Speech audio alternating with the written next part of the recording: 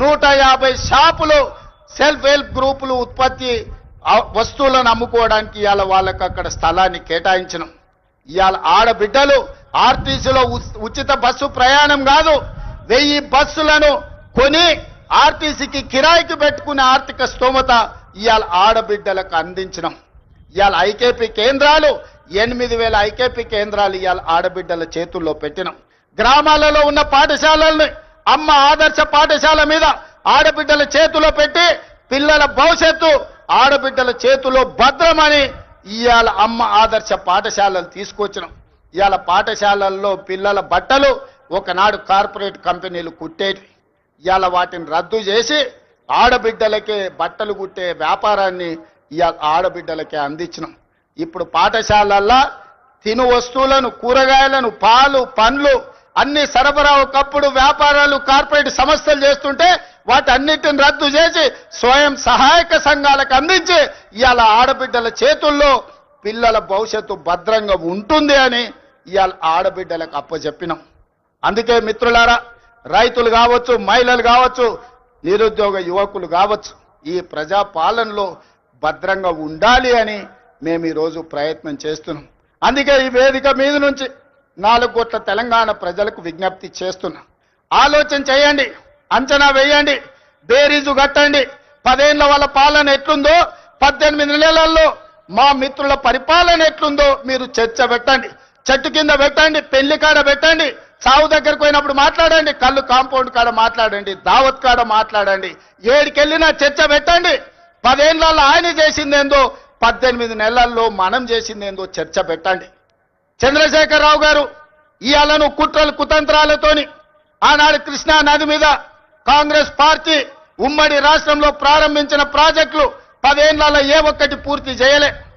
పాలమూరు రంగారెడ్డి ఎత్తిపోతల ఎడారిగా మారింది, కల్వకుర్తి ఆగిపోయింది, భీమా నెట్టంపాడు కోయిల్ సాగర్ ఎస్ఎల్బిసి సీతారామ, అదే విధంగా దేవాదుల సమ్మక్క సారలమ్మ ప్రాణహిత చేవెళ్ళ ఏ ప్రాజెక్టులు చూసినా ఎక్కడి అక్కడనే పడ్డాయి.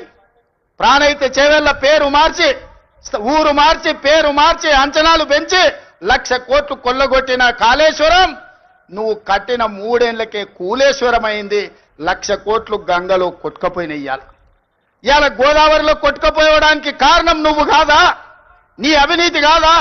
నీ కుటుంబం 1,000 కోట్ల రూపాయల దోపిడీకి పాల్పడి నాణ్యత లోపం వల్ల, ప్రణాళిక లోపం వల్ల మేడిగడ్డ అన్నారం సుందిల్ల కూలిపోయిన మాట వాస్తవం కాదా? ఈ ప్రాజెక్టులు కూలిపోయినందుకు నిన్ను ఆ చిన్న కాళేశ్వరంలోనే ఉరి తీసినా తప్పు లేదని అక్కడి రైతాంగం అంటున్న మాట నిజం కాదా?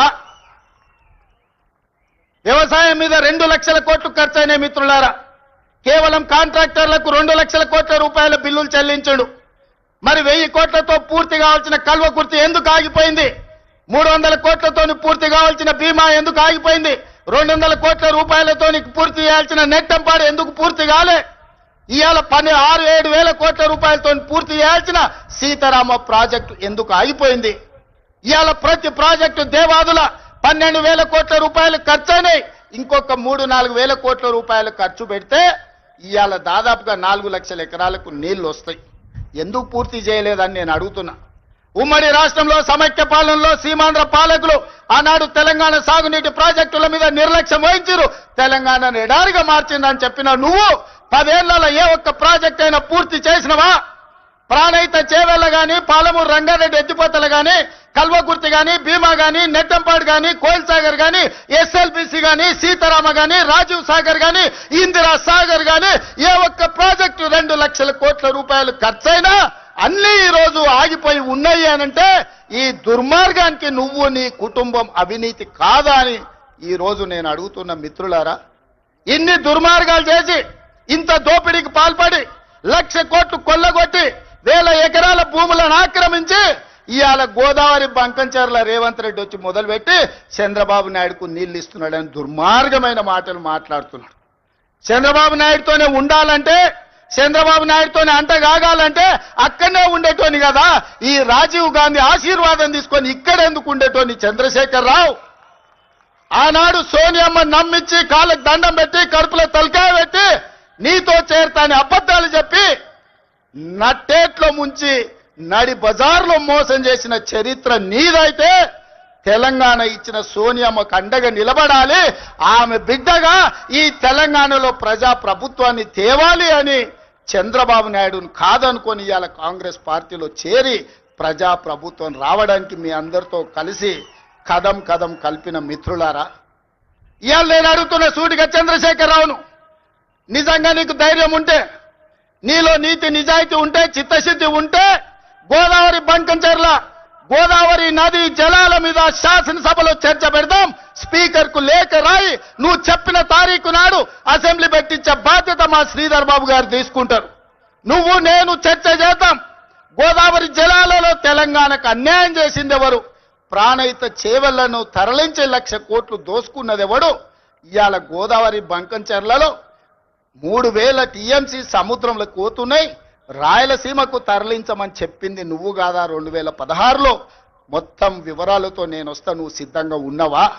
నువ్వు చెప్పినాకనే కదా ఉమాభారతి గారి ఆదేశాల మేరకు చంద్రబాబు నాయుడు గారు 2016లో ఆనాడు జీవో ఇచ్చిండు, గోదావరి నుంచి బంకంచెర్లకు నీళ్లు తరలించడానికి, హంద్రీ నీవాకు 400 టీఎంసీలు తరలించడానికి 2016లోనే జీవో ఇచ్చిన మాట వాస్తవం కాదా?